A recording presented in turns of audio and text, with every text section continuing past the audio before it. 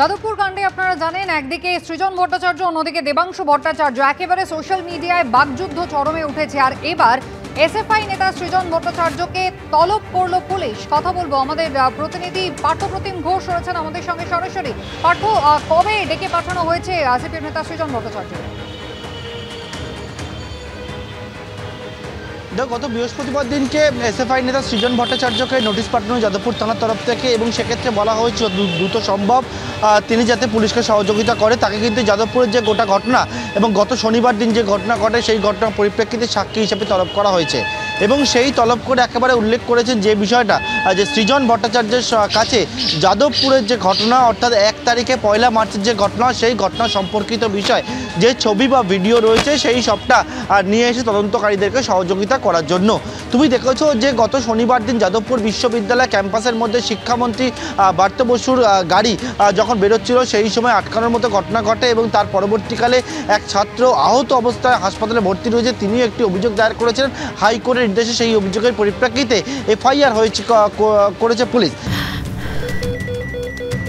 ক্যান্সারে নেই আর ভয়, এনসিআরআই হবে এর জয়। আপনাদের ভরসা নেতাজি সুভাষচন্দ্র বোস ক্যান্সার হসপিটাল।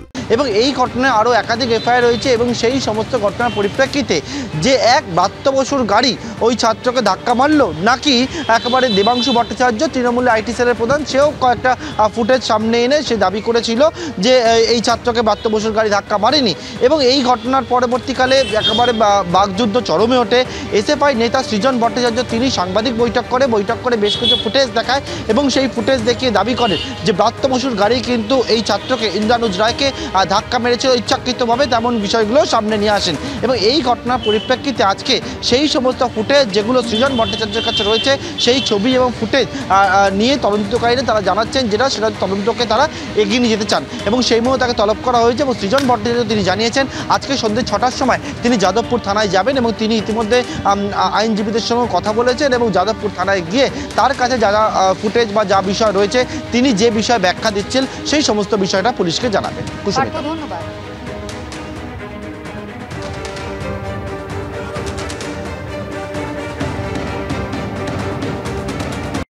যত কাণ্ড কাঠমান্ডুতে ছিল, এবার যত কাণ্ড যাদবপুরে। এসএফআই বলছে চালিয়ে খেলা হবে এবার। না, ওরা বলেছে যাদবপুরে পা রাখুন। আমি বললাম নিজের বাড়িতে আপনারা পা রাখতে পারবেন কিনা পাড়ায় খবর নিন। আমার মনে হচ্ছে পরিস্থিতি যেদিকে যাচ্ছে যে আপনারা নিজেরা আসলে ওরা ভাবছেন যে মার্কস বোধহয় রাসবিহারীতে জন্মেছিলেন, লেনিন হাডুডু খেলতেন, মাও সেতুং পুকুর পাড়ে সাঁতার কাটতেন। না, এটা পশ্চিমবঙ্গ, কোনো লাভ নেই।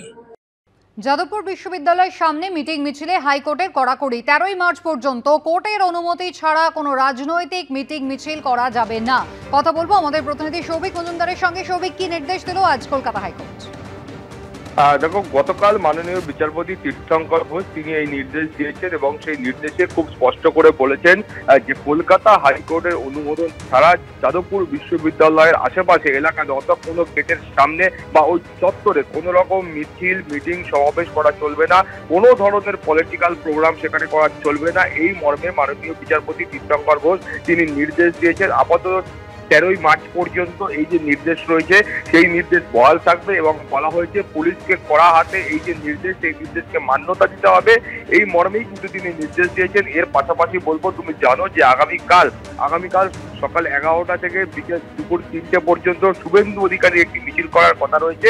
সেই মিছিলের জন্য অনুমোদন দেওয়া হয়েছে। প্রাথমিকভাবে সুলেখা মোড় থেকে যাদবপুর থানা পর্যন্ত এই মিছিল করার অনুমতি চাওয়া হয়, কিন্তু কলকাতা হাইকোর্ট মনে করেছে যে ওই রুট ঠিক নয়, অতএব তার রুট পরিবর্তন করেছেন মাননীয় বিচারপতি, এবং তিনি বলেছেন যে আনোয়ার শাহ রোড সেখান থেকে অবস্থিত সিনেমা হলের সামনে থেকে একেবারে যাদবপুর থানার 100 ইয়ার্ড আগে পর্যন্ত এই মিছিল করার অনুমতি দেওয়া হয়েছে, এবং শান্তিপূর্ণভাবে কোনো রকম মাইক লাউডস্পিকার ছাড়া এই মিছিল করতে হবে। এই মর্মেই কিন্তু কলকাতা হাইকোর্টের তরফ থেকে অনুমতি দেওয়া হয়েছে। কুসুমিতা। সৌভিক, ধন্যবাদ।